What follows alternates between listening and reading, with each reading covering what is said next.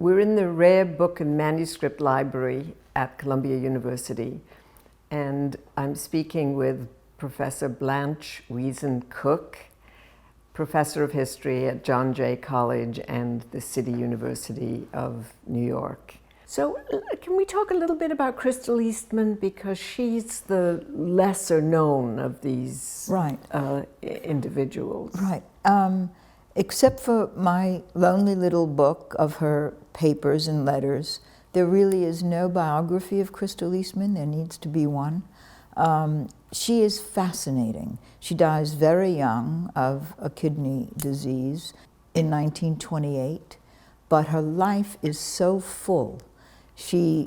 Her first work is for workers' compensation after industrial accidents. So she is responsible for the first laws to regulate industrial accidents and to pay workers' compensation for industrial accidents.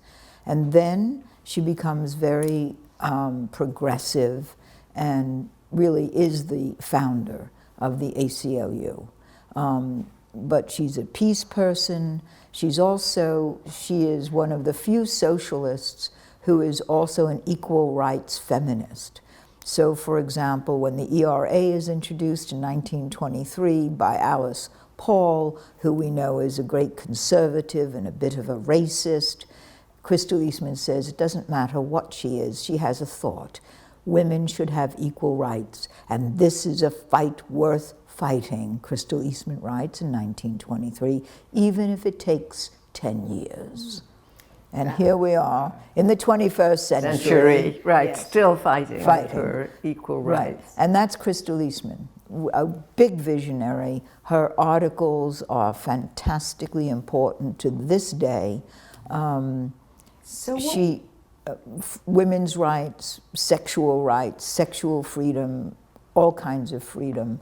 She is the attorney, and she fights for these things. So despite the fact that her name isn't a household word, she's linked to this network of women, which includes not only Wald and Adams, but Henrietta Rodman, right. Charlotte Perkins Gilman is on the edge of it, Anna Howard Shaw. We could keep going. On. And then for the European side, she spends a lot of her life essentially in exile in London. And she writes for Time and Tide, as in Time and Tide waits for no man. It's the most progressive British monthly. Is it a monthly? I think it is. Monthly, yes. Published in London, but Crystal Eastman is a regular contributor to Time and Tide, as well as to Four Lights and to The Nation.